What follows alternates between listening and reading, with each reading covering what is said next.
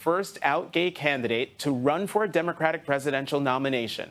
He eventually became the first openly LGBTQ person of any party to earn a delegate and win a state caucus or primary. Now, he's the first out LGBTQ person to be confirmed by the Senate to a cabinet-level position. Quite a change from the lavender scare of the 1950s, after President Eisenhower issued an executive order that purged the government of homosexuals as national security threats.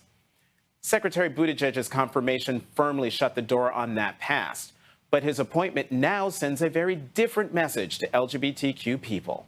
You, too, can serve your country in any capacity you have the qualifications to hold. Your appointment is historic. You're the first out LGBTQ person who's been confirmed by the United States Senate. What does that mean? This is a several-part question. Yeah. First, what does that mean to you personally? Well, it means a lot, knowing that this hasn't been possible in the past. That someone like me doing a job like this might have been viewed as laughable. Within my lifetime, just a few years ago. I remember when I was young seeing an appointee for an ambassadorship in the Clinton administration not even get a vote because he was gay. And being able to be here and represent that progress, not that the work is done, but to represent that, it means a great deal. What does it mean to the community, to the LGBTQ community, our community?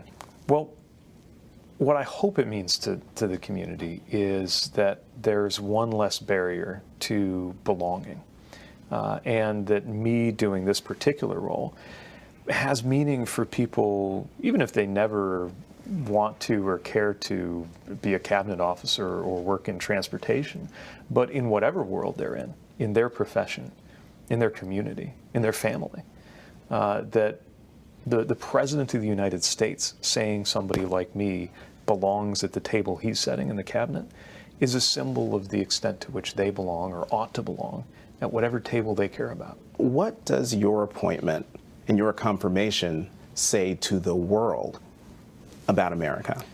Well, look, around the world, LGBTQ equality is uphill in a lot of places. I think it means a lot to be able to see that in what is the leading country by at least many measures in the world has a senior official in this role. I don't mean to overstate it, nor does it represent the end of the journey here in the U.S. or anywhere else. But I hope it's one more piece of evidence that the movement around this country towards equality is part of a bigger story that people can look to as a source of encouragement. In a recent interview, you said, quote, everything touches transportation, including civil rights. How so?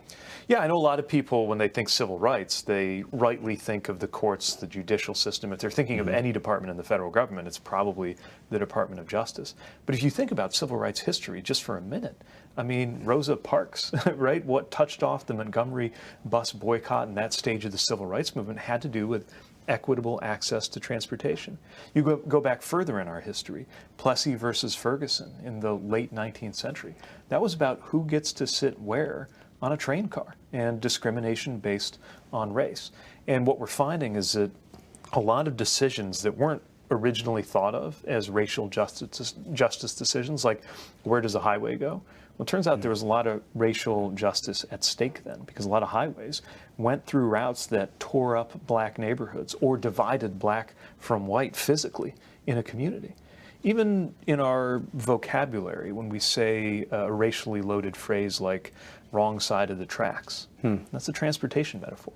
And so every decision we make about transportation has something to do with justice, whether we see it or not. I'm trying to get people to see it more. How important is it for the Equality Act to pass? Well, it's incredibly important. I mean, the Equality Act makes it a matter of federal law that you can't be discriminated against in these ways. And I think the struggle for the Equality Act is a reminder that marriage equality, while it was a watershed moment and an extraordinary thing that made an enormous difference in our personal lives, is not exactly the end of the story. People still fear losing their home, losing their profession. And that's got to change. And it's got to change for everybody. The struggles that are faced by different members of that alphabet community, in particular trans women of color right now, warrant a federal response. And it's been really moving and really meaningful to see the president take actions like the executive orders, like the Trans Day of Visibility, letting people know he has their back. But now we've got to let people know that support is enshrined in federal law. What's the response been to you and Chasten? Again, you're an out gay official, cabinet official. You and your husband, you get out, you walk around. What's been the response to you from Washington, particularly from LGBTQ Washington? It's been incredibly welcoming, and we didn't set out to arrive here as symbols. We arrived here as people, as a couple, with our dogs, settling into a new job in a new neighborhood. But I think people have responded to us as both, as human beings who walk by, and folks have been great. And as a symbol of change and of growth and acceptance. It's been, it's especially moving when somebody stops me and just lets me know what our story means to them. What would you tell your 13-year-old self? If you could turn back time. Well, there has to be a share reference in a pride conversation. What would you tell yourself? I guess hang in there. I mean, at 13, I was beginning to understand that I was different. No, not understand. I was beginning to perceive that I was different and not understand. And the understanding that I had to gather was the task of years and years. And I guess it would have been nice to hear, there's nothing wrong with you, just hang in there. But, things worked out great for me. I know not every teen who's realizing that they're different can say that. And so what I really want is 13-year-old Pete came out all right. I want to make sure 13-year-old, whoever you are out there, knows to hang in there. That not to say it'll be easy, but there's a lot of people rooting for you, including the president and people like me. I've interviewed you many, many times. And there's only one other time I've seen you like this, and that was when I asked you about criticism of your marriage to Chasten.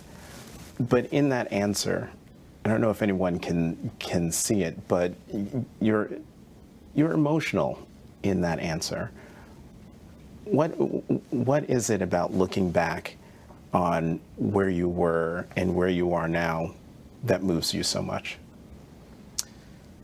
Well, I guess it's the relationship between where I am now and where I was then, right?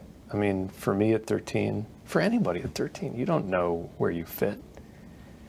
You don't know where you're going to belong. And most importantly, you don't know whether you're going to be okay. Now, life is full of uncertainty beginning to end. And as an adult, there's still uncertainty, and you still don't always know where you fit and whether you're going to be okay. But I have all the advantages now of being pretty clear on where I fit in the world, and having all the advantages as well as the pressures that come with the role that I'm in. But a teenager doesn't. The middle school, high school, those are scary places when you're gay. They're scary places when you're not gay. They're just, And so anything that makes me think about, navigating that part of life,